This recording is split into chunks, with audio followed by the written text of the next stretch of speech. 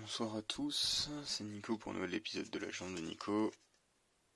Aujourd'hui j'ai récupéré quelques trucs qui sont un peu poubelles, on va voir ce qu'on peut faire mais c'est un peu pété. Donc ça c'est un caméscope VHS Panasonic A4, NE A4, châssis monobloc en aluminium coulé sous pression. Ouais, et ben vous allez voir que les roulements de tambour n'étaient pas roulés sous pression eux. Alors, on va insérer une cassette VHS à l'intérieur. Alors l'affichage sur l'écran est correct, donc on n'a pas l'air d'avoir de problème de condensateur, ce qui est plutôt bien. Sur ces caméscopes Panasonic en général, il n'y a pas trop de soucis avec les condensateurs, ce qui est plutôt bien. Enfin sur ces modèles du début des années 90 ou du milieu des années 90, ça va.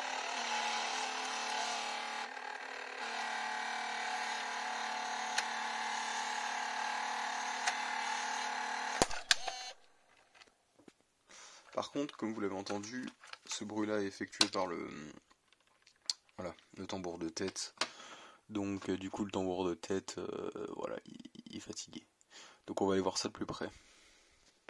Alors j'imagine que cette pièce-là est utilisée comme galet-presseur, donc elle faisait un bruit aussi, donc j'ai graissé l'axe. Elle était complètement bloquée, enfin bloquée, pas bloquée, mais voilà. Maintenant il faut que j'accède à la tête de lecture, donc j'ai démonté le capteur CCD aussi, enfin le système, d'ailleurs très petit, très miniature pour l'époque, tout en un, avec son capteur CCD au bout et son système de zoom et d'autofocus à l'intérieur. Enfin, je veux dire, il y a un moteur d'autofocus et un moteur de zoom, quoi. C'est incroyablement miniature hein, pour... Ça doit dater quand même du milieu des années 94, peut-être 94 ou 95, ce genre de caméscope. Parce qu'ils étaient quand même... du milieu des années 90, je veux dire, parce qu'ils étaient quand même assez perfectionnés, assez miniaturisés, hein, ceux-là déjà. Donc voilà. Et la tête de lecture, bah voilà, le roulement... Voilà. Donc il faut que je m'occupe de ça. Ça ne va pas du tout. On voit tous les petites spires qui sont dédiées en fait au changement de tête en fait, entre les trames. Donc c'est le head switching, elles sont là. Et le tambour est là.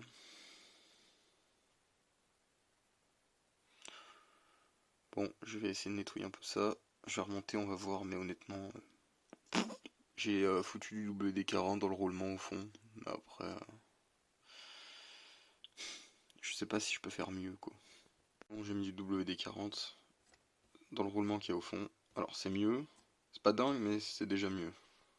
Donc on va voir. Voilà, j'ai remonté le Panasonic, et maintenant vous allez voir que je suis confronté à un autre problème. Hop.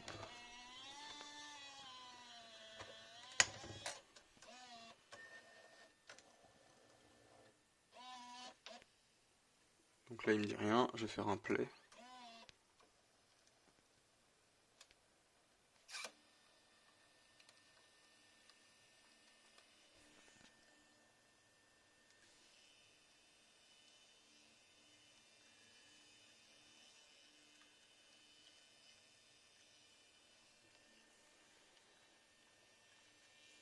Voilà, vous savez quoi, on va arrêter ici. Je vais aller vérifier un truc.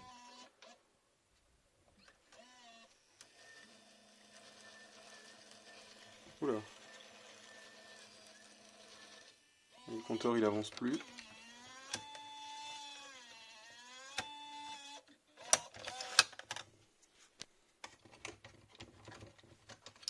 Donc la cassette a un problème d'entraînement. Là pour le coup il m'a pas bouffé la bande. Quoique c'est un point de vue. Donc du coup oui, comme je dis souvent, un problème peut en cacher un autre, et sur ce genre de matériel, il y a toujours plusieurs problèmes différents, quoi. Donc voilà. Ben, il faut que je m'occupe de ça un peu plus tard. Pour l'instant, je ferai peut-être une deuxième partie de vidéo sur cette machine. Pour l'instant, je m'arrête là.